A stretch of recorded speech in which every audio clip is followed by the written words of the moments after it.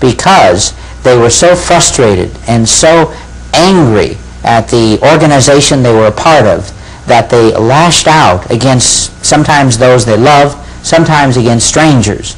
So there was a reason, I discovered, these people did the things they did. Now sometimes it was because of their environment, but I think the witness religion tends to force people to stay in a lower class environment. It forces them to stay in poverty, in a poverty situation, or at least a lower middle class situation. And this tends to involve them or facilitate their involvement in criminal activities. I think this is something we need to look more carefully at in organizations such as the Witnesses, because some organizations encourage education. The Witnesses, in discouraging education, produce a lot of negative ramifications, such as the high level of crime, and I did my PhD thesis on crime, by the way, and one aspect I studied was religion and crime, and I found that in most cases religion had a positive influence on criminal behavior. There was only a few cases, one of which was the Witnesses, where religion had a negative influence on criminal behavior, at least with the population that I worked with. A sad indictment, Jerry, I think, on the society is the fact that they don't encourage, and in fact they discourage, professional help for the membership. I think that perhaps if that had been utilized down through the years, perhaps many of the things we're talking about wouldn't be as extreme as they've become. But in fact, in my experience, and I'm presuming in your experience, which is far wider in that area, that's the case. They just discourage professional help. Yes, they do very much discourage a witness who has emotional problems seeking professional help, and I think this is a tragedy. I've seen so many cases where a witness needed some type of professional help and did not get this help, and therein lied the tragedy. One case in particular I worked fairly closely with was a witness who was very active in the congregation for many, many years, and he started to behave very strangely.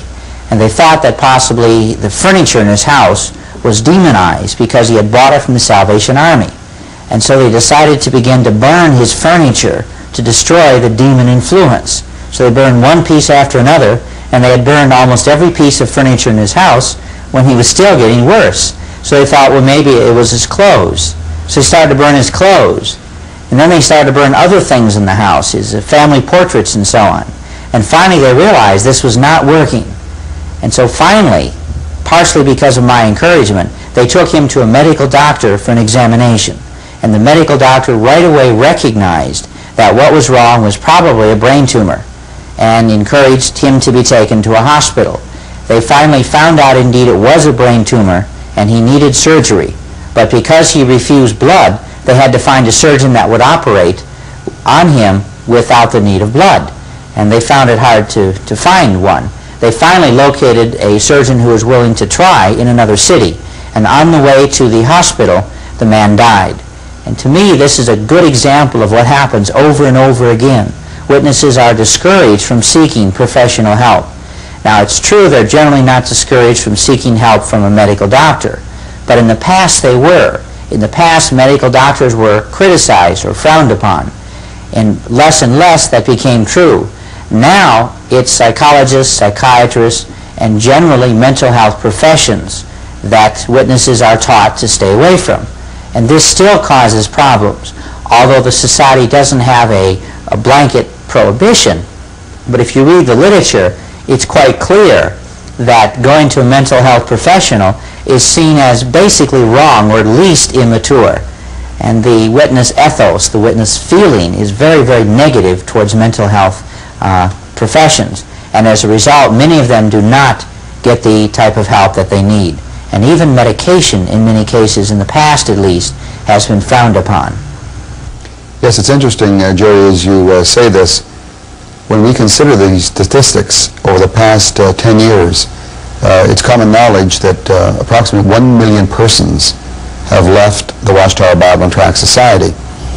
Now, this is no small number. What we're talking about there is basically and essentially a third of the total membership that they have today. That is active Jehovah's Witnesses, around 3 million persons.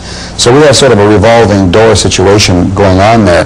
Now, people are leaving because of a whole variety of reasons. Of the million, of course, some have been disfellowshipped for a whole variety of reasons. But many, many, many are dissidents, individuals who recognize that the Watchtower Bible and Tract Society is not all that it claims. They've examined very closely this whole appointment business in 1918, 1919, and they see that that is an absolute sham and a joke. And we haven't got time to go into that here, of course, but the so-called appointment of them as God's organization, his specific group of people here in this time period that we're in, the doctrinal changes, the false prophecies, 100 years of false prophecies, having suffered 3 major date failures and a whole bunch of minor date failures, we see that this is growing in actual fact. And as I think about that, it calls to mind an area that really does concern me. Number one, we know that the Jehovah's Witness, the active Jehovah's Witness, the person that's in the congregations, fine people, many of them, just absolutely fine persons, deluded, yes, but fine individuals that are suffering these conditions we're talking about. I think of those persons, but I think also about that million, because although our files are full, Marjorie and I, our files are full of letters from individuals that have left. They're in a burned out state. They're almost anti-religious. They want nothing to do with religion. Many of them, these letters will make you cry, are suffering severe mental depression and emotional distress. That's the question now that comes to my mind. It's easy for us to sit here in the comfort of this home and discuss these things, the problems, some of the causes, and we certainly haven't gone into all of the causes and some of the problems that witnesses have. But what do we do? What do we do as persons who are concerned about, who are interested in Jehovah's Witnesses? We're not looking at them in some clinical overview, disinterested in them as persons, but looking at them in some sociological overview. We are interested in those persons as individuals. What can we do as, yes, individuals? What can we do to share with persons who want to help these people? I know your book, for example, which we have not really had opportunity to discuss at length here, goes into cases that exceed by a number of readings, if you want to call it, what we've talked about here today, but it also goes into some very fine areas of helping these persons. What can we do to help these persons? And I think we should really try to address that for a moment or two before we conclude this afternoon's interview. The question of what we can do to help those who leave is, of course, a very important question, especially since so many do leave. And many do have problems, but of course, many do eventually adjust to leaving.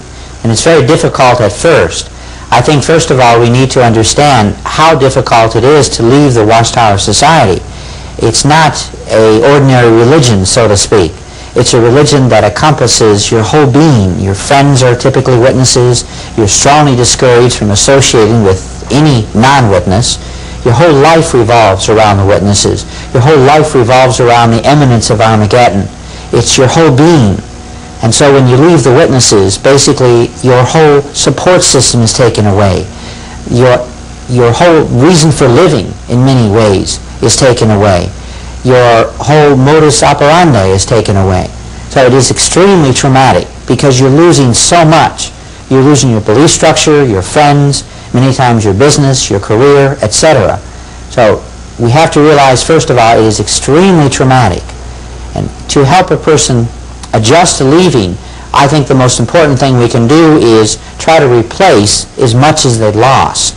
For example, you lose your friends. So to deal with that, you need new friends, which is not easy because for a long time you feel the only people you should associate with are witnesses, and you look down immensely on non-witnesses. You feel witnesses are good people, non-witnesses are all bad people, and therefore it's hard to develop new friends among non-witnesses. But in time, most people do. In many large cities, there are witness support groups. So when you leave, these people will help you find new friends. They will help you reestablish your place in society. They will help you readjust your thinking so you no longer hate the things that witnesses are taught to hate, such as all other religions. They help you see that there are some people who go to other churches who are not evil people, as the witnesses strongly imply. So it's a very slow